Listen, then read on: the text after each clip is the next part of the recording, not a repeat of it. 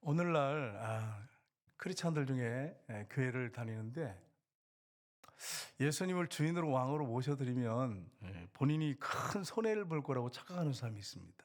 그래서 만약에 예수님을 내 마음의 주인으로 왕으로 모셔드리면 그분이 나를 꼼짝달싹 못하게 하고 시키는 대로 해야 되고, 너 저기 선교지 가, 막 아프리카 가, 저 뭐 이렇게 해가지고 우리를 그냥 끌고 막 다니고, 우리는 노보트처럼 자유의지도 없이 끌려다닐 거라고 그렇게 생각을 하는 분들이 있습니다.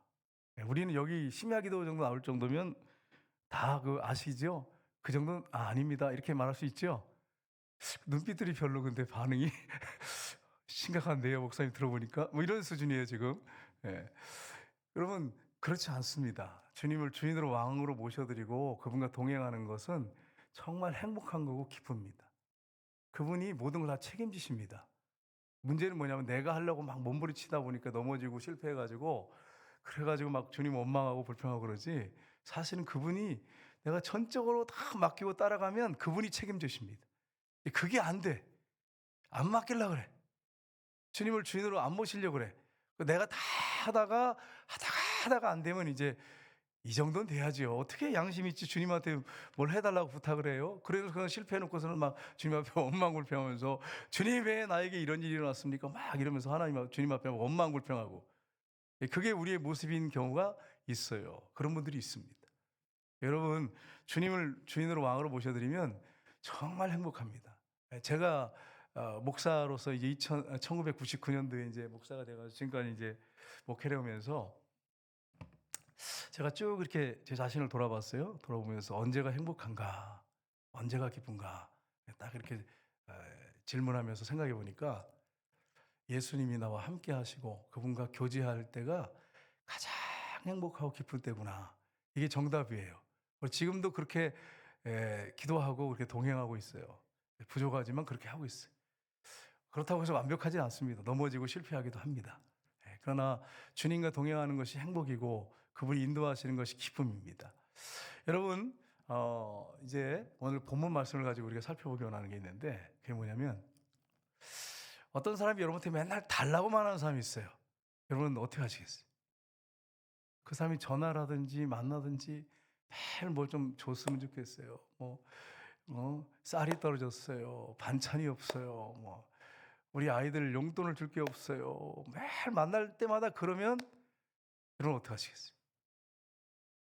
답이 나오죠?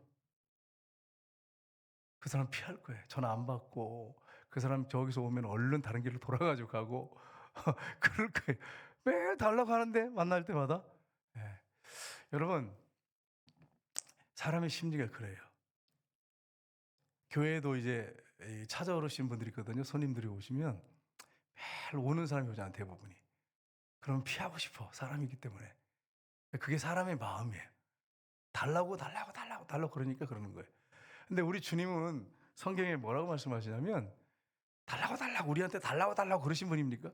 우리 아버지가, 우리 예수님이 오셔가지고 막 얘네들아 이거 줘 저거 줘 그러신 분이십니까? 너 구원시켰잖아, 이거 주고 저거 주고 막 좀 나한테 줘 그러신 분입니까? 아니에요. 우리에게 주시는 분이에요.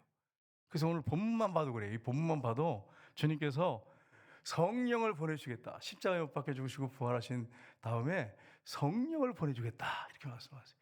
너희들 고아처럼 버려두지 않겠다. 성령을 보내주겠다. 여러분, 세상에 이렇게 큰 축복이 어디 있어요? 성령을 보내주겠대요. 하나님을 보내주겠대요. 너희와 함께 영원히 함께 하게 보내주겠다. 그분이 너희 옆에 계시고 너희 안에도 계실 것이다. 이렇게 말씀하세요. 성령 보내주겠다 그러셨어요.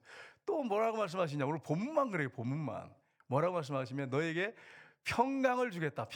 마음의 평안을 주겠다. 이렇게 말씀하세요. 우리 주님이. 그럼 평안을 못 누리는 사람은 주님께 문제가 있을까요? 내게 문제가 있을까요? 내게 문제 있어요. 진짜예요. 엄밀히 따지면 내게 문제가 있어요. 주시겠대요. 주시겠대. 우리 달라지도 않았는데 막 주시겠다는데 뭐. 그리고 거기다 또 뭐라고 말씀하시냐면, 내가 다시 오겠다. 다시 왜 오느냐? 우리를 천국에 데려가시고 상급을 주시겠다는 거야. 우리가 이 땅에서 주님을 위해서 헌신하고 충성하고 눈물 흘렸던 거기에 대한 상급을 주시겠대. 아니, 세상에 이렇게 좋은 주님이 어디 있어요, 여러분? 우리 정말 믿고 따를 만하죠, 주님이. 아멘이시죠? 근데 이게 좀 오늘 뭐 안 좋은 일 있나? 식사를 안 하고 왔나? 목사님 아닌 것 같아요. 주님이 날 너무 힘들게 하는 것 같아요. 일을 많이 시켜요. 그런 분위기인데 여러분, 주님이 그러신 분입니까? 아니잖아요, 아니잖아요. 그러니까 여러분 얼굴 좀 피고 이 낙하산하고 얼굴은 펴야 살아요. 예수 믿는 사람이 맨날 이래가지고 쭉 이렇게 막 그냥 여기다 뭐 그리고 이러고 다니면 영적으로 죽어요, 죽어. 낙하산과 얼굴은 펴져야 살아요. 여러분 얼굴 피고 사시기를 주님으로 축복합니다. 누구 때문에 피고 살아야 되죠? 예수님 때문에. 예수님이 이렇게 말씀하셨어요. 성경이 뭐라고 말씀했어요? 항상 기뻐하라. 근데 명령을 하세요. 여기 이해가 안 되잖아요. 기뻐할 때 기뻐하고 슬플 때 슬퍼하고 외로울 때 외로워해라. 이렇게 하기 아니라 항상 기뻐해라. 이렇게 명령을 하셨어요. 기뻐해. 그러면 기뻐하라고 명령하시면 명령한 사람이 책임을 주셔야 돼. 그렇잖아요, 그죠? 그러니까 우리가 순종하고 기뻐하면 기쁠 일이 생길까요, 안 생길까요? 생겨요. 내가 기뻐하지 않아서 문제지. 근심 걱정에 거기 휩싸여가지고 막 이거 어떻게 해라 이러고 있으니까 문제지. 명령하신 분이 책임지신다니까요. 그래서 제가 이렇게 묻고 있잖아. 왜 묻냐면 책임진다고 하셨으니까. 그냥 주님 뭐 볼 것도 없어. 그냥 주님이 하라고 하셨으니까 그냥 명령에 순종하고 하는 거예요. 여러분 지금 상황 환경이 힘들고 어려워도 평화를 주시고 기쁨을 주시겠다고 하셨으니까 명령에 여러분 순종하시기를 주님으로 축복합니다. 그분이 오셔서 우리에게 상을 주시는데 그 준비한 상은 우리가 이 땅에서 생각하는 거 상상할 수가 없습니다. 하나님 앞 나라에 가면 받을 상들, 보상은 상상할 수 없어요. 우리는 눈물을 닦아주시고 위로해주시고 천국을 예비하러 가시는데 거기는 거할 곳이 많도다. 만원 사례라는 게 없어요. 천국은. 너희들을 다 위해서 준비해 놓고 자녀들을 위해서 다 아버지가 준비해 놓잖아요. 어머니가 준비하잖아요. 사람은 모자라. 가난하고 부족하기 때문에 부모로서 다 해줄 수는 없어요. 근데 하나님은 그런 분이 아니잖아요. 풍성하신 분이에요. 천국은 부족한 게 없어요. 그러니까 우리가 신실하게 그분을 믿고 따르기만 한다면, 순종하기만 한다면 여러분과 저건 그냥 복이 넝글처럼 그냥 들어오는 거예요. 대박인 거예요, 여러분. 예수 믿는 건 대박이에요, 여러분. 이 사실 여러분 믿고 신앙생활 하시기를 주님으로 축복합니다. 목사님이 뭐 서론부터 이렇게 큰 소리를 뻥뻥 치냐? 주님 생각하니까 너무 행복하고 기뻐서 해야 되겠다 이런 생각이 들어가지고 하는 거예요. 그러니까 여러분 오해하시면 안 돼. 그래서 오늘 본문 말씀을 통해서 우리가 예수님이 십자가 지시기 전에 주님이 주시는 메시지가 오늘 본문에 있습니다. 이 부분을 우리 한번 같이 살펴보기로 합니다. 첫 번째는 성령님의 인도를 받으라고 그렇게 하십니다. 여러분 성령님이 얼마나 귀하신지요. 오늘 26절에 보시면 이렇게 말씀하세요. 같이 읽겠습니다. 보혜사 곧 아버지께서 내 이름으로 보내실 성령 그가 너에게 모든 것을 가르치시고 내가 너에게 말한 모든 것을 생각나게 하시리라. 아멘. 여러분 보혜사란 말은 파라클레이토스란 말인데 옆에서 돕는 자라는 뜻이 있습니다. 카운슬러라는 뜻도 있고 옆에서 내가 힘들고 어려울 때 도와주시고 위로해 주시고 늘 함께 하시고 고아처럼 내가 혼자 있도록 내버려 두지 않으시는 분, 그게 보혜사라는 뜻입니다. 그분이 오셨습니다. 예수님 보내신다고 약속하시고 실제로 오셨습니다. 정말 그분이 오셔서 저도 이제 이렇게 좀 노력하는 형이에요. 저는 그렇게 저 뛰어나다고 생각하지 않습니다. 주님 앞에 섰을 때 부끄러운 게 너무 많아요. 근데 놀라운 것은 성령님이 생각나게 하세요. 그분이 저를 가르치세요. 여러분 설교단에 서서 제가 이제 설교를 하는데 예전에는 어땠냐면 원고에 충실했습니다. 그래가지고 제가 부목사 때는 원고가 막 5장, 6장씩, 7장씩 막 써가지고 예배 딱 인도하면 거의 읽는 수준이었어요. 딱 보면서 여기 묶여가지고 이것만 딱 하고 끝내야지 이렇게 하고서 이렇게 계속 이러 있어요. 근데 이제 제가 거기서 단점이 하나 있는 거예요. 그게 뭐냐면 성령님이 설교단에 서서 말씀을 전할 때 부어주시는 은혜가 있고 전해야 될 메시지가 있는데 이 글에만 너무 묶여 있는 거예요. 그래서 써서 읽는다고 해서 저 나쁘다고 생각하지는 않습니다. 저도 해봤으니까. 그런데 다른 길로 가지 않고 좋은 점은 있어요. 근데 문제는 뭐냐면 성령이 그 순간에 각 심령 상태를 아시기 때문에 부어주시는 것을 체크하지 못하는 거예요. 아, 이런 단점이 있구나. 솔직히 제가 이제 부끄럽지만 제 얘기를 한다면 처음에 부목사가 돼가지고 이제 설교를 이렇게 하는데 교회가 컸잖아요. 그러니까 이게 설교를 하려니까 이게 너무 힘들었어요. 여러분, 그 목사들의 그 애로사항을, 부교육자 애로사항을 좀 아셔야 돼요. 설교하는 게 쉽지 않습니다. 우리 장로님들도 설교를 뭐 한 두세 번, 다섯 번 정도는 강단에서 하실 수 있어요. 부탁드리면. 근데 한 10번쯤 넘어가면 그 다음에는 뭘 해야 될지 몰라. 뭘 해야 될지 모르겠어요. 그래가지고 제가 솔직히 얘기해서 다른 목사님들 걸 막 참조를 막 유명한 목사님들 걸 하는데 또 나한테 또 안 맞아. 옷이 이게 안 맞아. 여러분, 뭐 좋은 옷이라고 해가지고 제가 입는다고 이게 맞습니까? 안 맞아. 이게 안 맞아. 그래서 제가 그걸 가지고도 해보고 했는데 안 맞아. 야, 이게 참 갈등이 돼가지고 잠이 안 오고 새벽기도 한 편 작성하는데 밤을 샜어요. 밤을 샜어요. 밤을 꼬박 샜어요. 잠 꼬박 샌 거, 밤을 꼬박 샌 게 너무너무 많아.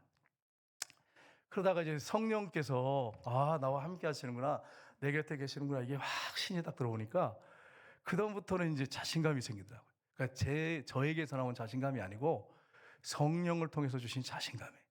그래가지고 그분이 가르치시기 시작하면서 제가 느꼈던 게, 단에서 설교할 때 준비를 내가 이렇게 하고 올라가거든요. 올라가는데 성령님께서 말씀해야 한다고 하는 것을 막 감동을 주세요.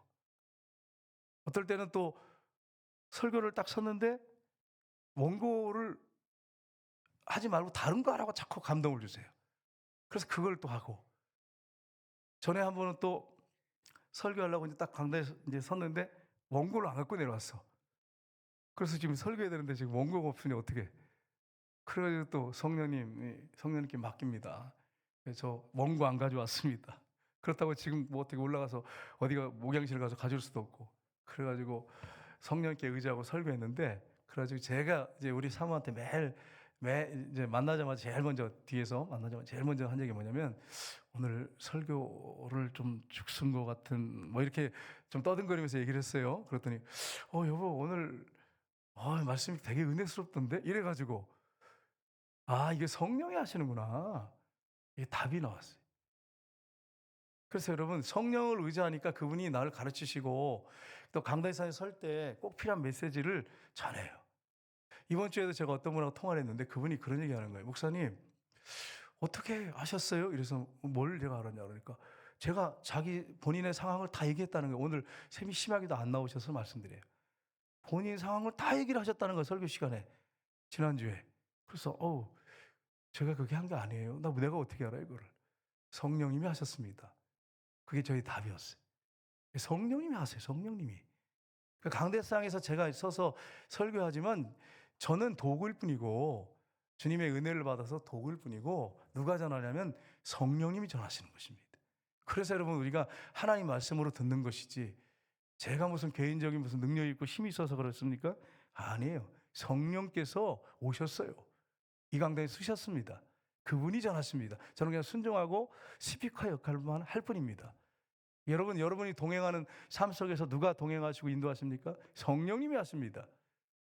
여러분이 사람 만날 때나 길을 갈 때나 그분이 여러분과 동행하십니다. 그래서 그분하고 교제하셔야 돼. 대화하셔야 돼. 그게 기도예요. 그게 기도예요. 꼭 뭐 이렇게 막 작정하고 막 써가지고 막, 아니면 뭐 레퍼토리가 있잖아요. 1번부터 매일 하는 기도지 뭐. 그게 기도가 아니고, 그것도 뭐 기도의 일종이지만 늘 주님과 대화하는 게 기도예요, 여러분. 그걸 여러분 잊지 마세요. 제가 오늘 이제 새벽에 7시에 이제 성시화 기도를 가는데 주님이 그런 마음을 주시더라고요. 여러분, 사람이 옆에 타 있으면 대화를 합니까 안 합니까? 하기사 부부간에 싸우면 대화를 안 하지만 부부간에 대화를 합니까 안 합니까? 예를 들어서 여기서 이제 심야기도 마치고 집에까지 갈 때 한 번도 대화를 안 한다. 싸웠든지 평소에 그냥 말을 안 하시든지 서로 말을 합니까 안 합니까? 해요. 옆에 타고 말한단 말이에요. 근데 성령님이 오셨어요. 주님이 차에 타고 계세요. 대화해야 됩니까? 하지 말아야 됩니까? 싸웠어요, 성령님하고? 이게 이런 분이 있어요. 그래서 차 타고 가면서도 주님이 함께 하시고 1시간 가는데도 주님하고 아무 대화도 안 했다. 여러분 이게 있을 수 있어요? 아내하고 1시간 타고 어딜 가는데 한마디도 안 했다. 정협장로님 워낙 말씀을 안 하셔서 그런데 안 하시나요? 웃으시나? 하시네. 고속도로에서 딱 타가지고 서울까지 가는데 한마디도 안 했다. 4시간 가는데. 이게 있을 수가 없잖아. 근데 저는 주님하고 대화를 한 적이 없어요. 목사님 오늘 하루 종일 대화를 안 했어요. 이런다니까 여러분 생각해봐. 이게 있을 수가 있느냐는 말. 근데 그렇게 살아요. 성도님들이 그렇게 살아. 그러면서도 그게 아무 불편함이 없어. 여러분 이게 얼마나 문제가 많습니까? 그러니까 여러분 신앙생활을 하는데 형식적으로 종교생활하는 거지. 정말 주님과 깊은 교제 가운데 여러분이 대화하면서 사셔야 돼. 그러면 정말 행복감 있고 만족이 있어. 사람이 알아주든 안 알아주든 관계없어. 사람이 날 무시해도 행복해. 왜? 그분하고 대화하고 그분과 동행하니까. 그래서 동행일기 쓰는 것입니다. 여러분 동행일기 계속 쓰고 계시죠? 제가 지금 2주 지금 3주째인데 3주째 한 번도 거의 안 빠진 것 같아요. 그전에 이제 이 일기를 이렇게 쓰다가 바꾸니까 이게 적응이 안 돼가지고 적응이 안 돼가지고 이제 가끔씩 막 빼먹었어요. 일주일에 한 3번 또 쓰고 뭐 이렇게 했는데 그러다 이제 3주 전부터는 계속 빠지지 않고 계속 쓰고 있거든요. 쓰고 있는데 여러분 주님과 동행하면서 뭐 죄 고백하고 맨날 회개하고 회개는 하면 되잖아. 주님 앞에 기도할 때 하면 되고 내가 주님께 얼마나 초점을 맞췄는지 그분과 얼마나 대화했는지 그분을 얼마나 인식했는지 그분에게 정말 여러분의 마음을 쏟아놓은 것들 또 사람 만나면서 느꼈던 것 그분이 나에게 주셨던 마음들 이런 걸 쓰는 거예요. 이게 동행일기 그러니까 생활일기가 아닌 거예요. 그렇게 쓰면 쓸 수 있거든요. 근데 제가 사실 이게 동행일기를 언제 썼냐면 한 10년쯤에 썼어요. 사실은 썼는데 뭐라고 썼냐면 오늘 아침을 맛있게 먹었다. 그리고 오늘 누굴 만났다. 그리고 무슨 대화했다. 그래서 이제 한 달, 2달 썼는데 똑같아 거의. 그러니까 쓸 마음이 날까요, 안 날까요? 쓰기 쉽지가 않은 거예요, 일기가. 여러분은 어떻게 일기 쓰셨는지 모르겠는데 저 같은 경우에 이렇게 딱 해서 오늘 아침에 일어나서 뭐 뭘 먹고 뭐 누굴 만났고 또 어디 갔다. 그래서 한 달 정도를 점검해 보니까 대부분 똑같아 패턴이. 그러니까 일기를 쓰기 싫어졌어요. 그래서 안 썼어 아예. 덮어버리고 사실은 대학 청년들한테 일기 쓰라고 했거든요. 동행일기 써라. 동행일기 10년 전에 해놓고서는 내가 그게 야 이게 뭐야 이게 그러니까 생활기를 쓴 거야. 동행일기 쓰라 그러면서 모르니까 생활기를 쓰라고 한 거예요. 사실은 그래서 내가 물어봤어요. 그 이제 청년들한테 쓰라고 해놓고서는 일기 썼냐 그랬더니 검사 좀 하자. 그러니까 똑같아 나하고 다를 게 없어. 그 청년들도 똑같아. 근데 최근에 와서 이게 써보니까 생활일기가 아니고 주님과 동행일기니까 계속 새로운 거예요. 물론 뭐 비슷한 것도 있을 수 있어요. 왜냐하면 뭐 패턴이 거의 비슷하니까. 근데 그분과 대화하면서 계속 동행하니까 달라져요. 일기 내용들이. 여러분이 그 경험을 하십니까? 달라지는 거? 이 달라지는 걸 경험 못하면 안 쓰고 있다는 얘기든지 아니면 그냥 또 생활일기를 나처럼 쓰고 있었든지 둘 중에 하나예요. 주님과 동행하는 대화하고 그분과 동행하는 일기를 쓰셔야 돼. 여러분 동행일기를 쓰면 변화가 분명히 있습니다. 변화가 있을 수 없습니다. 천만의 말씀이에요. 제가 해보니까 이건 정말 주님과 대화하는 것들을 써야 되니까 실패도 많이 합니다. 근데도 변화가 일어날 수밖에 없어. 저희 삶을 보니까 완벽하지 않습니다. 여러분과 제가 완벽합니까? 동행일기 쓰지 마세요. 왜냐하면 완벽한 사람이 무슨 동행일기 쓸 필요가 없지. 완벽하지 않으니까 동행일기 쓰라는 거예요. 그래서 여러분의 모습을 있는 모습 그대로를 주님과 대화하면서 동행하면서 쓰다 보면 변화가 일어나요. 제 삶을 보니까 변화가 일어나요. 여러분도 이런 변화를 체험하시기를 주님으로 축복합니다. 만약에 변화가 없다면 진실되게 쓰지 않다든지 아니면 형식적으로 쓴다든지 뭐 이렇게 생활일기 쓴다든지 이런 종류예요. 그래서 여러분이 변화가 없는 거예요. 근데 솔직하게 쓰잖아요. 완벽하진 않지만 그렇게 쓰려고 좀 하잖아요. 그러면 주님과 대화하고 늘 동행했는데 어떻게 변화가 일어나지 않을 수 있겠어요? 일어날 수밖에 없겠더라고요. 왜냐하면 똑같이 해야 되니까. 똑같아요. 그러면 뻔해. 쓰는 게 내용이 거의 비슷해. 그러니까 여러분 이 사실을 알고 주님과 동행하는 일기를 힘드시지만 한번 이렇게 써 가지고 여러분 삶의 변화를 체험하고 주님과 친밀해지고 가까워지는 역사들이 있기를 주님으로 축복합니다. 진정한 영성이 뭐냐? 뭐 다양하더라고요. 뭐 저도 어저께 가서 배웠는데 이제 예안교회에서 하는 이제 교육자들하고 다 같이 가서 배우고 있어요. 근데 영성이 뭐냐라고 했을 때 뭐 다양해요, 걔네들이. 근데 저는 예수님과 동행하면서 예수님을 닮아가는 게 영성이에요. 다른 사람을 위해서 예수님을 닮아가는 게 영성이라고 생각합니다. 내 자신도 변화될 뿐 아니라 나를 통해서 내가 변화되는 모습을 보면서 그분들도 영향을 받습니다. 영적인 축복의 통로로 쓰임 받습니다. 그러니까 실제가 되는 거죠. 그냥 이론이 아니고. 그게 진짜 영성이라고 생각합니다. 예수님 닮으면 끝나는 거 아니겠어요? 점점 닮아가면 그게 영성인 거예요. 다른 게 아니고. 물론 뭐 기도해가지고 막 기적도 일어나고 뭐 병 낫고 이런 것도 필요하겠죠. 그러나 그것만이 아니고 그는 이제 어떤 은사적인 어떤 나타난 능력인 성령의 나타남과 능력이지 인격적인 열매는 아니잖아요. 그러니까 두 가지가 다 같이 맺어져야 되는데 더 중요하게 보시는 것은 주님이 인격적인 변화입니다. 그래서 사람들에게 축복과 통로가 되는 거예요. 왜냐하면 사람은 하나님과의 관계도 마찬가지고 인격 대 인격이 만나기 때문입니다. 그래서 여러분 주님과 동행하면서 살면 분명히 변화가 일어난다고 하는 것을 여러분이 놓치지 마셔야 됩니다. 그래서 오늘 말씀 16장 13절 한번 보겠습니다. 같이 읽겠습니다. 그러나 진리의 성령이 오시면 그가 너희를 모든 진리 가운데로 인도하시리니 그가 스스로 말하지 않고 오직 들은 것을 말하며 장래일을 너에게 알리시리라. 아멘. 진리의 성령이 오시면 어떻게 하신다고요? 진리 가운데로 인도하십니다. 그가 스스로 말하지 않고 듣는 것을 말하며 장래일을 너에게 알리시라. 성령님은 오시면 우리에게 비전을 주시는 분이십니다. 비전을 주실 뿐 아니라 그분이 진리 가운데로 인도하십니다. 그래서 여러분 사실 일반적으로 보면 성도님들이 목회자에게 정말 너무 의존하는 분들이 많습니다. 지나치게. 근데 여러분이 성령 충만 받고 성령님과 대화하기 시작하면 목회자가 필요하지요. 성경에 그렇게 말씀해서 7뼈를 붙잡고 계신다고. 특별한 사명으로 목자로 부르신 건 맞습니다. 목회자들이. 그러나 특별한 사명으로 질서상 하나님이 리더로 세워서 목자로 인도하는 거 성경에 그렇게 말씀하고 있어요. 그래서 7뼈를 붙잡는다고 했을 때 목회자를 얘기하는 건 분명히 맞습니다. 그러나 일반적인 주님과의 동행의 삶은 여러분과 저는 동일하게 하나님 앞에 설 때 하나님의 자녀예요. 그리고 동일한 성령을 받았어요. 그렇다고 한다면 여러분이 성령님과 대화하고 계속 동행한다면 말씀을 읽고 연구하면 성령님이 여러분을 가르쳐 주십니다. 제가 말씀들을 드리잖아요. 주석책을 탁 펴놓고 똑같은 본문을 가지고 이렇게 펴서 살펴보면 그렇게 대학자들이 어쩜 의견들이 이렇게 틀린지 모르겠어요. 어떤 것들은 일치하지만 어떤 것들은 정말 너무 다른 경우가 너무너무 많아요. 그러면 이걸 어떻게 우리가 해답을 찾을 수 있어요? 기도하고 성령의 인도를 받으셔야 돼. 성령께서 주셔야 돼. 학자들은 또 때로는 너무 지적해가지고 성령 의지하지 않고 자기 머리, 공부한 그 머리 가지고 쓰는 경우도 많거든요. 그러다 보니까 이게 실제적이지 않아. 이론적이지. 그렇게 성령께 의지하면 성령님이 우리에게 가르쳐 주세요.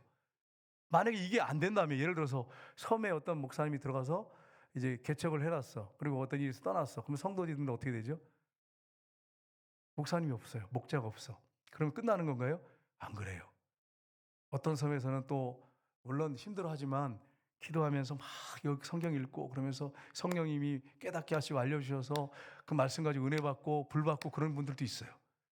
그 성령이 오셨기 때문에 성령이 진리 가운데 인도하십니다. 그래서 신천지에 빠진 분들도 성령 충만하고 성령에 인도받는 사람은 거기서 나오게 돼 있어요. 왜냐하면 벌써 성령님이 내 안에서 거부감을 느끼게 신천지에 딱 들어가면.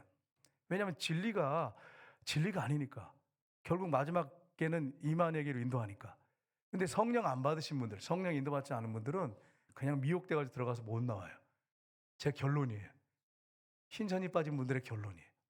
성령에 인도받고 성령에 충만한 사람들은 벌써 딱 들으면 처음에는 조식행위에서 재미있지만 듣다 보면 이거 아닌데 이게 아닌데 누가 그렇게 하냐? 성령이 그렇게 하세요. 진리 가운데로 성령님이 인도하십니다. 그러니까 성령에 인도받는 것이 이렇게 중요한 것입니다. 이걸 놓치지 마셔야 돼요. 요한복음 15장 26절 한번 보겠습니다. 같이 읽겠습니다. 내가 아버지께로부터 너에게 보낼 보혜사 곧 아버지께로부터 나오시는 진리의 성령이 오실 때에 그가 나를 증언하실 것이요. 아멘. 성령님과 동행하면 예수님에 대해서 가장 잘 알게 됩니다. 예수님과 동행하면 아버지를 가장 잘 알게 됩니다. 여러분, 성령의 인도 따라 사는 게 얼마나 중요한지 몰라요. 어제 이제 제가 그 예안교회 가서 교사 세미나에 참석을 했는데 그 강사 목사님이 굉장히 힘들고 어려운 교회에 이제 오셔서 너무 힘드셨어요. 너무 힘들었는데 그래서 하루에 11시간씩 기도했대. 어떤 날은 너무 힘들어가지고 앉아가지고 기도만 한 거예요. 너무 힘드니까 대화도 안 되고 무슨 말 해도 안 되고 무슨 행사를 해도 안 되고 그러니까 기도만 한 거예요. 그분이 이런 얘기를 하는데 저는 이게 정말 와닿았어요. 굉장히 와닿았어요. 뭐냐면 여러분 문제가 크십니까? 문제보다 더 크게 기도하십시오. 그러면 극복됩니다. 사실 여러분 목회자들 만나서 상담하면 여러분이 저한테 막 상담하면 제가 여러분 해결해 줄 수 있습니까? 112 다 쫓아다니면서 뭐 제가 막 신경 써 다 일일이 해결해 줄 수 있을까요? 없을까요? 우리 이진영 선교사님이나 이현명 선교사님 정도는 뭐 가능하시지 않겠나 선교사님이시니까 안 된다고 그러시잖아. 고개 흔드시잖아 벌써. 이게 안 돼. 해결을 못 해줘. 그러니까 여러분 결국 답이 뭐냐면 기도하세요. 이게 답이야. 그러니까 뭐 와가지고 이제 뭐 웬만한 거 해결할 거는 뭐 간단한 것들이야 뭐 이렇게 도와주고 하지만 일반적으로 와서 말할 때는 심각하거든요. 그러면 답이 뭐냐면 상담의 결론이 뭐냐면 기도하세요. 기도하겠습니다. 이게 답이야. 근데 이 목사님 뭐라고 하냐면 문제가 크면 문제보다 더 크게 기도하라는 거예요. 그러면 그 문제가 해결되는 걸 자기는 본인은 처음 했다는 거예요. 그러면서 뭐라고 하시냐면 이러시는 거예요. 새벽에 자기는 일찍 일어나서 기도해요. 그러니까 어떤 선생님이 손을 들었어. 새벽이 언제부터 새벽입니까? 이렇게 질문을 했어요. 그럼 언제부터 새벽이죠? 예? 해 떠가지고 새벽이에요? 여러분 새벽에 정의를 내려보세요. 새벽이 언제부터 새벽이에요? 아 우리 장로님 봐요. 역시 지혜로우세요. 그 목사님 뭐라고 하시냐면 공복 상태가 되면 새벽이래. 그래가지고 자기는 새벽부터 기도한대. 그래서 그러니까 손든 거예요. 새벽이 언제부터입니까? 그러니까 공복 상태가 새벽이래. 그러니까 여러분이 12시에 먹으면 공복이 언제 되겠어요? 생각해봐. 그러니까 늦게 저녁 드시지 마세요. 살찌니까. 예. 공복이 되면 이제 보통 6시에 식사를 하잖아요. 그러면 제가 봐도 한 12시, 1시쯤 되면 공복됩니다. 2시쯤 되고 뭐 이렇게 하면. 그때부터 기도한다는 얘기죠. 아, 참 귀하다.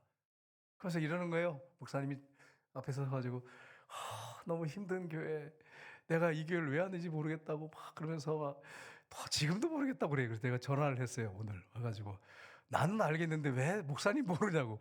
그래서 그랬더니 목사님 뭘 하냐. 그래서 하나님이 어떤 사람 가장 중요하고 힘든 일을 누구에게 맡기겠냐고 물어봤어요. 그랬더니 막 웃어 깔깔거리면서 나는 아는데 목사님 그걸 모르냐고. 하나님이 부르신 거라고. 하나님이 중요한 자리이기 때문에 힘든 교회이기 때문에 그러니까 막 웃더라고. 그러면서 이제 전화를 끊었는데 여러분 그렇습니다. 우리가 정말 성령께서 오셔서 그분의 인도를 받는 것이 이렇게 중요한데 오늘날 많은 분들이 고와 같이 살아. 고와 같이. 저는 이진영 선교사님 그 메시지 그때 여기 할 때 성경 보고 할 때 잊지 못하는 게 있는데 그 얘기를 하시는 거예요. 고아와 같이 버려두지 않으신다고 그러면서 그래서 선교지를 갈 수 있다고 이렇게 하셔서 내가 굉장히 위로를 받았어요. 그러니까 이용순 권사님 고아처럼 버려두신 게 아니에요 주님이.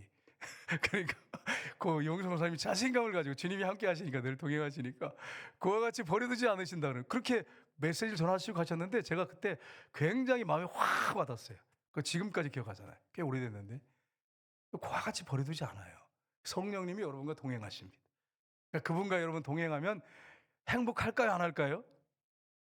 행복해요. 행복해. 동행 안 해서 불행한 거지. 그분과 동행하면 정말 행복합니다. 그건 제가 설교단에서 뭐 거짓말 하겠어요? 경상도 사투리를 구랄치겠어요, 여러분? 이게 내가 경험해 보니까 실제예요. 이게 실제. 양심에 있는 그대로 그래요. 그래서 여러분, 그래서 저도 이제 경상도 사투리가 가끔씩 이렇게 나오잖아요. 그러면 사모님이 바로 문자가 옵니다. 당신 사투리 썼어요. 그리고 문자 떠가지고. 그래서 이제 지금부터는 이제 제가 하면서 경상도 사투리인데 구라라고 이렇게 지금 한 게 그래서 그래요. 구라를 치겠어요? 그렇지 않단 말이에요. 성령님과 동행하면 정말 행복해요. 성령님을 보내셨어요. 그러니까 여러분 이 사실을 항상 기억하시고 그분과 늘 동행하시기를 주님 이름으로 축복합니다. 또 이렇게 설교하면 또 우리 집사님 중에서는 또 목사님 우리 남편 때문에 외로워 죽겠어요. 밥만 먹자고 하고 밥 먹고 아무 얘기도 안 하고 잠만 자고 그러 출근해요. 나 외로워 죽겠어요. 그러면 이제 질문해야 돼. 무슨 질문을 하냐? 성령님과 대화하고 계십니까? 주님과 대화하고 계십니까? 목사님 어떻게 영적인 것만 그렇게 찾을 수 있어요? 육적인 어떤 남편도 만족을 줘야지요. 이렇게 할 수 있어. 그렇죠? 그렇지만 여러분 생각해 보세요. 남편에게 그게 대화가 안 되거든. 주님과 그냥 여러분 마음을 다 써놓고 계속 대화하고 살면 주님 때문에 행복해. 여러분 제가 성경에서 여러분 한번 찾아보세요. 남편 때문에 남편을 통해서 행복해져라. 그런 구절이 있으면 한 구절이라도 찾아보세요. 명령만 하셨어. 남편한테 아내를 생명을 다해 사랑해라. 아내들한테 뭐라 그랬어요? 남편에게 순종해라. 이렇게 하셨지. 넌 남편 때문에 행복할 거다. 남편을 어떻게든지 바가지를 긋고 네가 달달 볶아가지고 네 편을 만들어라. 그렇게 어디 있어요 여기 성경에? 그러니까 여러분 주님과 동행하면 성령님과 동행하면 행복해요. 남편이 말을 안 하고 그냥 뭐 힘들어가지고 뭐 좀 지치고 힘들 수 있어요. 세상에 살다 보면 남편들이 그래서 집에 들어와서 아무 말도 하기 싫고 진짜 그럴 때가 있다니까요. 네, 그러면 나는 불행하다 이런 생각하지 말고 주님과 대화하세요. 그러면 행복해요, 여러분. 한나 보세요, 한나가 아이가 없어가지고 불이 나가 옆에서 막 어떻습니까? 막 옆에 와가지고 그냥 뭐라 그래요, 막 그냥 첩이 들어와가지고 큰 소리 뻥뻥 치고 아이를 많이 낳았으니까 막 큰 소리 치면서 네가 하나님이 저주받아서 아이를 못 낳지 이러면서 막 그러면서 옆에서 부활을 지르니까 한나가 어떻게 하죠? 남편한테 막 달아들어가지고 막 해결하라고 그러고 막 남편한테 막 나를 행복하게 하라고 그랬어요? 아니에요. 성경에 보니까 남편한테 그런 말 안 해요. 그냥 교회가 성전에 가가지고 막 통곡하면서 하나님에서 막 우니까 그러니까 이 엘리제 사장도 참 답답한 사람이에요. 제가 보니까 혹시 나는 그런 사람인지 모르겠어. 뭐라 그러니까 와가지고 기도하는 그 사람을 못 알아봐 여러분. 아니 목사가 기도 자기가 본인이 하면 이 사람이 기도하는지 술 먹은지 알까요 모를까요? 알죠. 근데 따가서 뭐라 하면 여자여 왜 술 취해가지고 여기 와서 이렇게 어? 어, 이렇게 시끄럽게 떠들고 있느냐. 그러면서 그리고 책망하잖아요. 술 끊어라. 술을 끊으라고 돼서 이런 거 보세요. 술 끊어라 그래. 그러니까 뭐라 그러니까 한나가 나는 마음이 괴로운 여자라고. 내 마음을 하나님 앞에 이렇게 통안에 다 올려드리는 거라고. 내 마음을 쏟아놓는 거라고 이렇게 얘기하잖아요. 하나님 그 기도를 받으시고 역사하셨잖아요. 그러니까 여러분 사람한테 행복을 찾으려고 하지 말고 주님 앞에 여러분 마음을 쏟아놓고 주님께서 여러분의 기도를 다 듣고 계시니까 주님 때문에 행복해지는 역사가 있기를 주님으로 축복합니다. 두 번째는 근심하지 말고 두려워하지 말아야 합니다. 주님께서 말씀하십니다. 오늘 27절 말씀 보겠습니다. 같이 읽겠습니다. 평안을 너에게 끼치노니 곧 나의 평안을 너에게 주노라. 내가 너에게 주는 것은 세상에 주는 것과 같지 아니하니라. 너희는 마음에 근심하지 말고 두려워하지도 말라. 아멘. 우리 주님께서 우리에게 뭐라고 말씀하십니까? 평안을 주겠다고 말씀하시죠. 그러면서 너희들은 마음에 근심하지도 말고 두려워하지도 말라. 이건 명령입니다. 여러분 명령하셨다면 그분이 책임지시겠단 말이에요. 명령이에요. 번호 찾아보니까 여러분 찾아보시면 아시겠지만 명령이에요. 명령. 근심하지도 말고 두려워하지도 마라. 오늘 이제 심야기도 여기 나왔으니까 여러분 질문할게. 여러분 지금 근심이 있으시죠? 아무도 말 안 해. 조용하네. 근심이 있으시죠? 그 있다니까요. 두려워하는 일 있어요, 없어요? 보니까 있어요. 보니까 얼굴 보니까 우리 권사님 보니까 이거 보니까 있어. 여러분 근심하지도 말고 두려워하지 말라 명령하셨어요. 왜? 주님이 책임져 주시기 했으니까. 제가 예를 들어서 이렇게 이제 우리 장로님이나 권사님한테 가가지고 염려하지 마시고 두려워하지 마세요. 그러면 목사님 책임지실 거예요? 이렇게 나올 거 있잖아요, 그죠? 아니 뭐 책임질 사람이 그런 얘기를 해야지, 그죠? 저는 그 얘기 못해. 주님이 그렇게 말씀하셨습니다. 이렇게 해야지.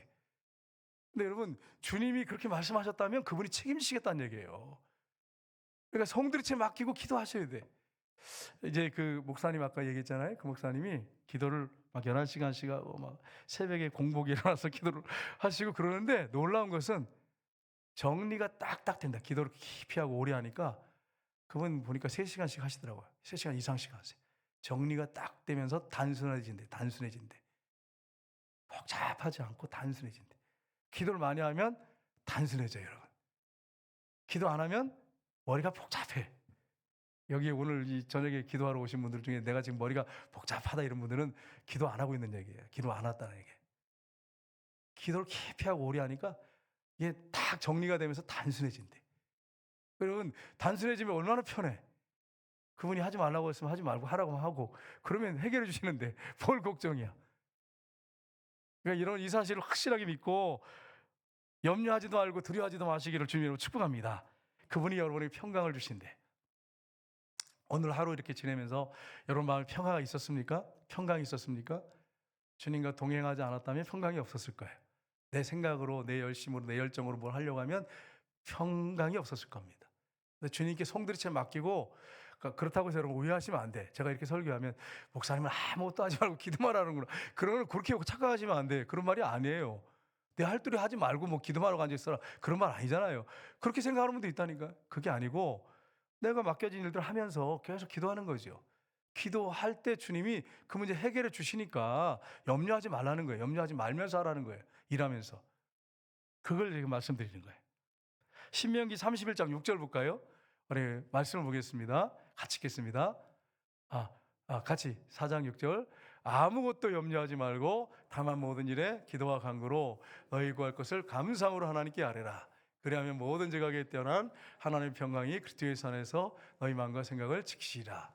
여러분, 목사나 사모도 인간이기 때문에 어려운 일이 있어요. 그리고 힘든 일이 있어요. 기도하는데도 응답이 없을 때가 있어요. 여러분 어떠세요? 기도하는데 계속 기도하는데 응답이 없을 때가 있어요. 근데 우리 아내가 그 얘기를 하는 거예요. 어느 날 막 힘든 일이 있었거든요. 근데 아침에 막 웃고 들어와요. 그래서 내가 뭐 좋은 일 있냐, 응답받았냐 이러니까 뭐라고 하냐면 주님이 아무것도 염려하지 말라고 그랬으면 그분이 책임지실 텐데 내가 왜 걱정하겠어요? 이러면서 딱 들어오더라.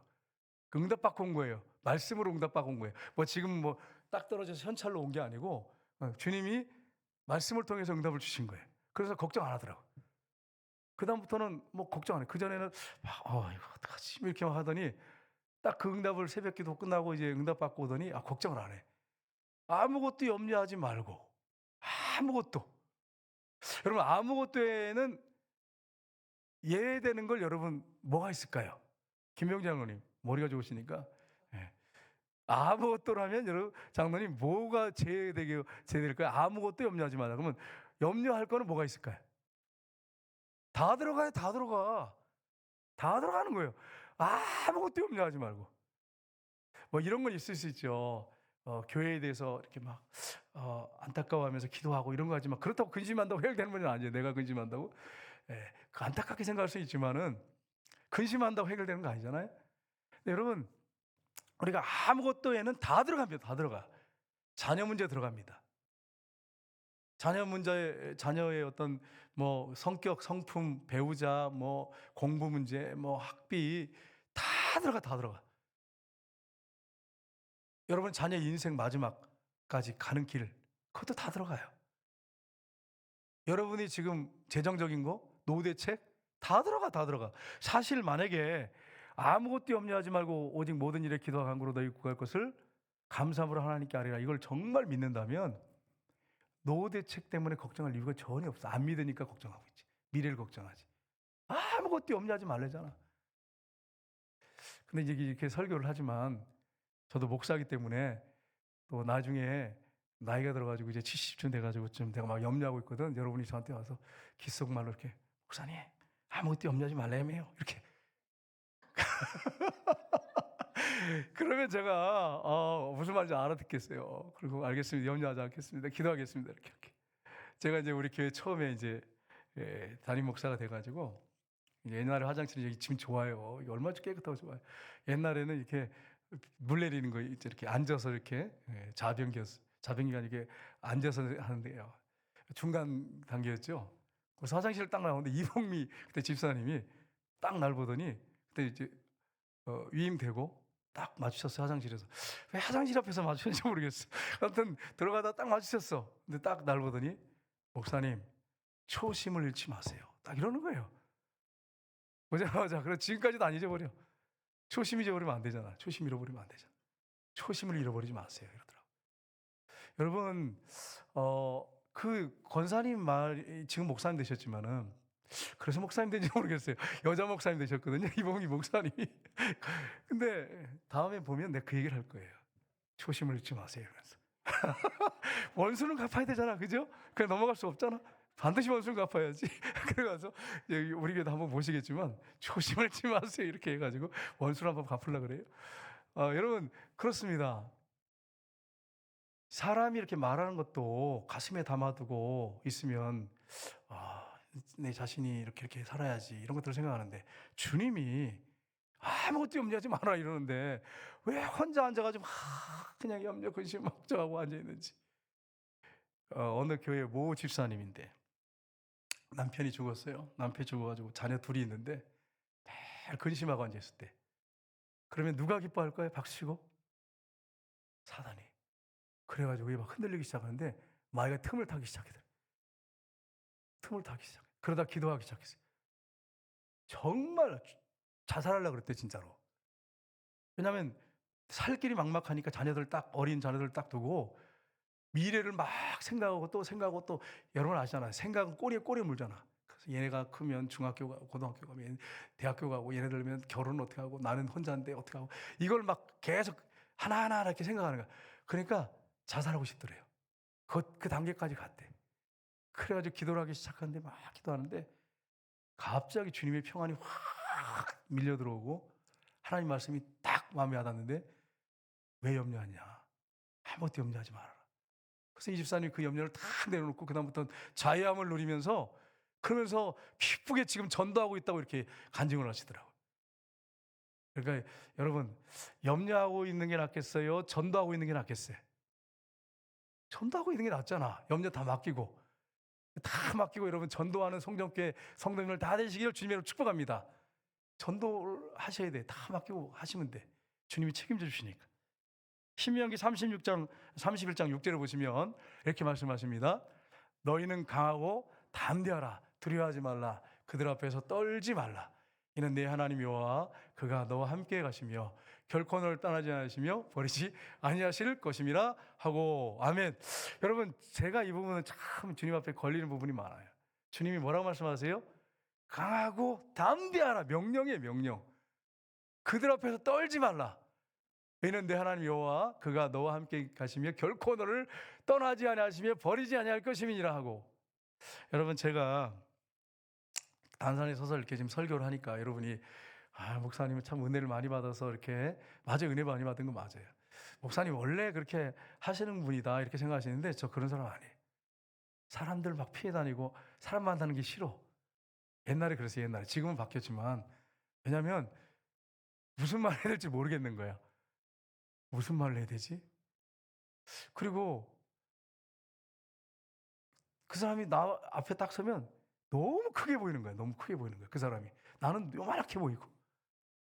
혹시 여러분도 이런 메뚜기 컴플렉스에 걸린 분이 계시다면 빨리 주님을 통해서 빨리 극복하시고 담대하실 주님을 축복합니다. 그 사람은 나는 이제 굉장히 가난하게 살았잖아요. 어렵게 살다 보니까 다 잘 사는 것 같고 다 똑똑하고 잘난 것 같고 그러니까 나는 그 앞에 딱 서면 요런 거, 요만한 거, 콩같이 이렇게 조그만 것을 끼는 거예요. 그러니까 사람들 만나는 게 싫어. 우리 집에 친구를 못 데려와서 하도 가난해가지고 못 데려와가지고 제 기억에 친구를 집에 들어온 기억이 없어요. 친구가 찾아온 적은 있어. 우리 전에 그 친구가 김병철이라고 와서 한번 설교했잖아요. 서울에서 내려와서 그 친구가 찾아왔어. 근데 집이 서울인데 얼마나 판잣집인지 좁은지 제가 제 방만 있었으면 소원했겠다 그러는데 방도 한 요만한 거 이렇게 하나 있었어요. 제 방이 따로 공부하는 방. 근데 거기서 이제 기도한다고. 근데 그 좁으니까 또 숨도 칵칵 막히고. 그러니까 기도하다가 잠이 들고 그러니까 위에다가 못을 박아 가지고 줄을 내려 가지고 목을 이렇게 묶고 자 자면 안 된다고 기도해야 된다고. 저 그런 사람이 여러분 좀 부족하지만 졸음이 오는 거예요. 조금 망해서. 그래 가지고 못을 쳐 가지고 이렇게 해 가지고 목을 매 가지고 이렇게 해 가지고 무릎을 꿇고 딱 하면 이게 고개 못 숙이게. 그래 가지고 이렇게 해 가지고 기도하다가 이렇게 해결해야 된다 뭐든지 이렇게 했어요. 그런데도 해결이 잘 안 되더라고요. 그런데 여러분 정말 주님과 동행하고 주님이 나와 함께 하시는구나. 그분이 나를 책임지시는 분이구나. 이게 딱 믿어지니까 이제는 막 담대해지는 거예요, 여러분. 그래서 간이 배 밖에 나왔어요, 요즘엔. 그래서 여러분 여기 담대함이 있어요. 겸손해야겠지만 겸손하면서도 담대해야 돼. 그래서 요즘에는 좀 내가 좀 담대함이 있어요. 예전에는 안 그랬어요, 여러분. 여러분 어떻게 보셨는지 모르겠지만 사람 만나는 게 참 힘들었어요. 사람들을 이렇게 피해 다니고 그랬어요. 그리고 앞에 서는 게 두려웠고 대표기도 시키는 거 너무너무 두려웠어요. 제발 안 시켰으면 좋겠다고. 그래서 사람들이 이렇게 숨어 있었고 맨날 그랬어요. 그 기둥 뒤에 숨어 있고 그런 사람이었어요. 근데 하나님께서 나를 바꿔놓으셨어요. 제가 아니고 주님이 그렇게 하셨어요. 그러니까 주님이 찬양받고 영광 받으셔야 됩니다. 여러분의 정말 아버지가 하나님 아버지, 천지를 창조하신 하나님 아버지, 주님이 여러분과 함께 하십니다. 그러면 우리가 주님 때문에 강하고 담대할 수 있는 것입니다. 여러분 주님 때문에 강하고 담대하시기를 주님으로 축복합니다. 그 하나님이 함께 하실 뿐 아니라 버리지 않고 떠나지 아니하신다고 말씀하셨어요. 제가 지금 66년생이거든요.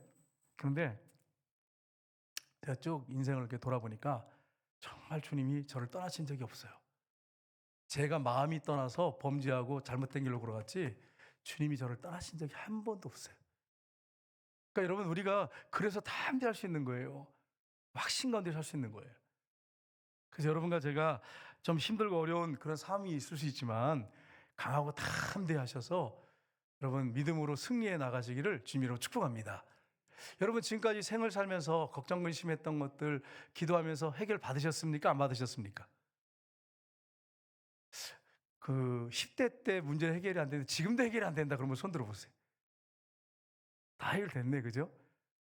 지나고 보니까 다 해결됐어요. 그때는 막 죽을 것 같은데 다 해결됐어. 지금 와 보니까. 그러면 마지막에 여러분이 돌아가실 때까지 주님이 책임질까 안 책임질까요? 다 책임지세요. 해결해 주세요. 걱정할 거 하나도 없어요. 주님과 동행하면서 누리시면 돼. 주님과 함께 동행하면서 행복을 누리시면 돼. 고난도 있지만 주님과 동행하면 행복해요. 세 번째는 주님을 사랑하라고 하십니다. 예수님께서 제자들에게 내가 갔다가 다시 오겠다고 하지 않았느냐? 그러면서 28절 29절 보겠습니다. 같이 읽겠습니다. 나를 사랑하였더라면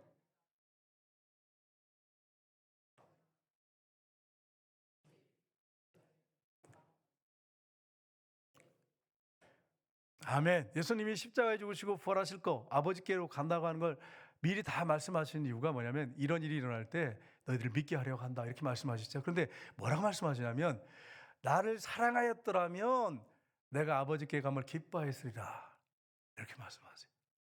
물론 제자들도 주님을 사랑한다고 했으니까 따르겠죠. 근데 예수님이 배신한 제자들을 만났을 때 질문하잖아요. 베드로한테 네가 나를 사랑하냐고 물어보잖아요. 여러분 제가 이제 여기 서서 단상에서 물어보는데 제가 물어본다고 생각하지 마시고 주님이 여러분한테 물어본다고 한번 생각해 보세요. 너는 나를 사랑하느냐? 주님이 물어보신다면 여러분 뭐라고 대답하시겠어요? 너는 정말 나를 사랑하느냐? 이렇게 물어보신다면 여러분 뭐라고 대답하시겠어요? 아멘. 나 정말 주님을 뜨겁게 사랑해요. 이렇게 아멘. 이렇게 하시겠어요? 뭔가 좀 걸리는 것 같은 표정을 지는 분들이 계셔가지고 여러분 어떠세요? 주님이 지금 여러분한테 묻고 계시다면 내가 정말 날 사랑하느냐? 물으신다면 뭐라고 대답하시겠어요? 저는 만약에 주님이 저한테 지금 묻고 계시다면 정말 눈물 날 것 같아요. 눈물 날 것 같아요. 사랑하는 건 분명한데 주님을 사랑한 것처럼 살지 못한 나의 모습. 그것 때문에 눈물 날 것 같아요. 분명히 사랑하는 거 여러분 맞잖아요. 근데 사랑하는 모습 사랑한다고 말을 하는데 사랑하는 그런 주님을 사랑하는 그런 삶이 없어. 못 따라가. 그래 힘들잖아요. 그래서 여러분 제가 말씀드리는 게 그거예요. 주님을 계속 동행 읽으면서 주님과 계속 주님 의식하고 주님과 대화하고 그렇게 살면 점점 사랑이 깊어지고 주님을 닮아가게 된다는 거예요. 그러면 자신 있게 우리가 100%는 못할지라도 어느 정도는 아멘 하고 주님 난 그렇게 사랑합니다 이렇게 대답할 수 있잖아요. 베드로는 자신이 없었어요. 자기가 배신한 것 때문에. 그래서 주님 아시잖아요. 분명히 그 깊은 곳속에는 주님을 사랑했습니다. 그러니까 모든 걸 버리고 따랐죠. 근데 세 번이나 배신한 게 걸리는 거예요. 그러니까 주님 아시잖아요. 그래가지고 우정 정도의 사랑을 얘기하잖아요. 아가페적인 사랑을 얘기 안 하고 우정 정도의 사랑을 계속 하시잖아요. 나는 정말 아가페적인 사랑으로 주님을 사랑합니다. 목숨을 다한 사랑을 사랑합니다. 이런 말을 못한 거예요. 그래서 친구의 우정 정도 사랑을 사랑합니다. 근데 주님을 아셨어요. 그 밑바닥 깊은 곳에 베드로가 정말 주님을 사랑하는 걸 아셨어요. 그러니까 주님이 나중에 뭐 책망하지 않으시잖아요. 막 책망 안 하시고 사명을 주시잖아요. 동일한 사명을 주시잖아요. 처음 불렀던 그때 사명을 똑같이 주세요. 거기다 또 더 얹어가 주세요. 세계 선교의 사명까지 주세요. 여러분, 우리 주님은 우리를 그렇게 사랑하세요. 우리가 주님 앞에 주님 나 정말 양심의 가책이 돼요. 주님 사랑한다고 하는 거 가책이 돼요. 솔직히 얘기해서. 그런데 여러분 깊은 속에 주님을 향한 사랑을 주님이 아십니다. 제가 주님을 사랑하는 거 아세요. 제가 이렇게 앉아서 기도하면서 주님 앞에 너무 죄송한 거예요. 네. 주님 정말 목사로서 너무 형편없습니다. 참 부끄럽습니다. 근데 주님이 아세요. 네가 나를 사랑한다고 하는 걸 안다. 그런 마음을 딱 주세요. 그러면 여러분 제가 회복이 막 일어나 진짜로. 주님이 그 한마디만 하면 저 원하는 게 아무것도 없어요. 진짜입니다. 이건 여러분이 그냥 목사님이 설교니까 핀말한다고 생각할지 모르겠지만 정말이에요. 난 주님 사랑하는 건 분명해. 그런데 삶이 안 따라가서 그것 때문에 주님 앞에 죄송한 거지. 내 밑바닥 깊은 곳에 정말 주님을 향한 사랑이 있어요. 주님은 아세요. 여러분의 사랑도 아세요. 그러니까 여러분 있는 모습 그대로 주님 앞에 사랑의 고백을 하시고 주님 앞에 나가시기를 주님 이름으로 축복합니다. 여러분이 모를 것 같지만 주님은 아세요. 그 깊은 속에 사랑이 있는 거. 우리가 배신하고 넘어질지라도 주님이 여러분을 사랑하세요. 알고 계신단 말이에요. 그러니까 낙심하지 마세요. 주님이 알고 계시니까. 여러분이 얼마나 주님을 잘 믿으려고 애쓰는 거 알고 계세요. 근데 노력해서 되던가요? 안 돼, 안 돼. 내가 해보니까 몸부림치면서 해도 안 돼. 여러분 저는 진짜요. 말씀대로 살아보려고 애썼는 사람인데 하면 할수록 안 되더라고. 노력하면 할수록. 내 힘으로 하려고 하니까 안 돼. 결단하고 노력하면 안 돼. 답은 뭐냐? 주님과 깊은 대화 가운데 그렇게 여러분이 나아가시고 주님과 교제하면 돼. 누가 그렇게 하시냐? 내 안에서 주님이 그렇게 만드십니다. 내 안에서 주님이 그렇게 만드시는 거지 내가 되는 게 노력해서 되는 게 아니에요. 그러니까 갈등하지 마시고 주님과 깊은 교제 가운데 주님께 여러분의 마음을 드리세요. 그렇게 계속 동행하면 주님을 뜨겁게 사랑하게 되면 그냥 행동이 자동으로 나오게 돼 있어요. 여러분 자녀들이 막 신나가서 막 결혼하지 않은 자녀가 들어왔어요. 왜 자녀가 저렇게 신나가지고 막 기분 좋게 들어오죠? 여러분 짐작하실 거예요.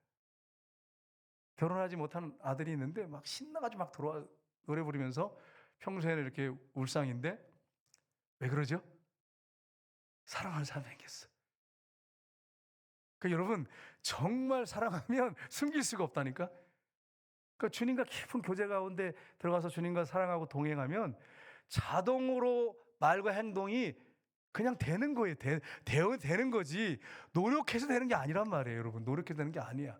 주님을 정말 사랑하고 동행하면 그게 행동과 말로 나오게 됐어요.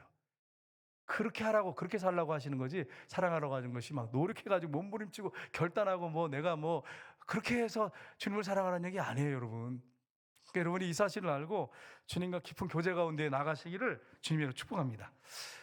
정말 제가 그래요. 이렇게 엎드려서 찬송을 부르면 눈물이 막 얼마나 나오는지 몰라요. 주님이 너무너무 좋아. 그래서 제가 주님이 저한테 물어보는 게 있어요. 뭘 해주면 좋겠냐? 나 원하는 거 없어요. 나 원하는 거 없어요. 내가 그렇게 얘기해. 나 원하는 건 아버지밖에 없어요. 주님이 물어보실 때마다 난 아버지밖에 없어요. 왜냐하면 자기 하나밖에 없는 내 아들까지 내어주셨는데 내가 뭘 그분한테 달라겠어요. 물론 주님이 달라고 하면 주시겠죠. 나는 아버지밖에 없어요. 나 달라는 거 없습니다. 그런 기도를 드려요. 왜냐하면 내가 주님 앞에 온전하지 못하지만 내 깊은 속에서 주님을 향한 사랑이 있기 때문에, 주님이 날 그렇게 먼저 사랑하셨기 때문에.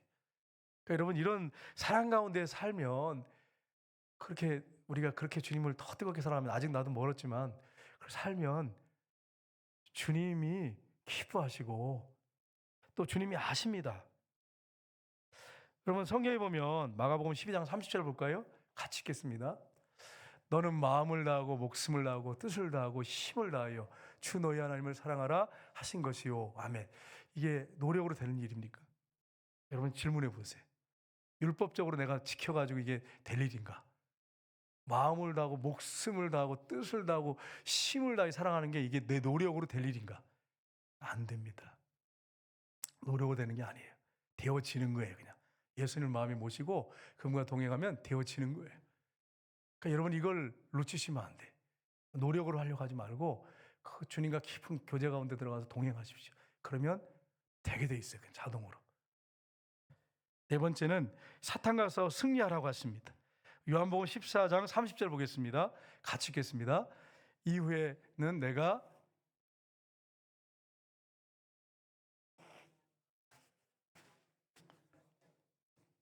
여기 보면 이후에 내가 너희와 말을 많이 하지 아니하리니 이는 이 세상 임금이 오겠습니다. 그러나 그는 내게 관계할 것이 없으니, 이 관계란 말이 원어상에 보니까 N이라는 단어를 썼습니다. N. 내가 사탄과 함께할 일이 없다. 그런 말씀이에요. 근데 여러분, 오늘날 많은 크리스찬들이 사탄을 친구 삼아서 사는 사람 많습니다. 종교 생활하는 거, 종교 생활. 교회 왔다 갔다 하는데 사단이 친구야. 사단이 끌고 다녀. 우리 교회 여기 지금 심야기도 나온 권사님 중에 한 분은 사람이 딱 들어오면 시커먼 게 이렇게 따라 들어온 게 보인대요. 그래가지고 그 권사님 앞에만 서면 내가 막 조심해요. 이렇게 조심하고 회개 한번 더 하고 혹시나 사단이 혹시 나를 뒤에 따라오는 거 아닌가 이래가지고 회개를 한번 더 하고. 여러분, 사람 앞에 서는 것도 이런데, 사람 앞에 서는 것도 이런데 주님 앞에 우리가 사는데 어떻게 살겠습니까? 여러분, 마음에 있는 방들의 문들을 다 오픈하셔야 돼. 다 열어놓으세요. 꽁꽁 닫아놓은 문 다 오픈하셔야 돼. 키 가지고 다 열으세요.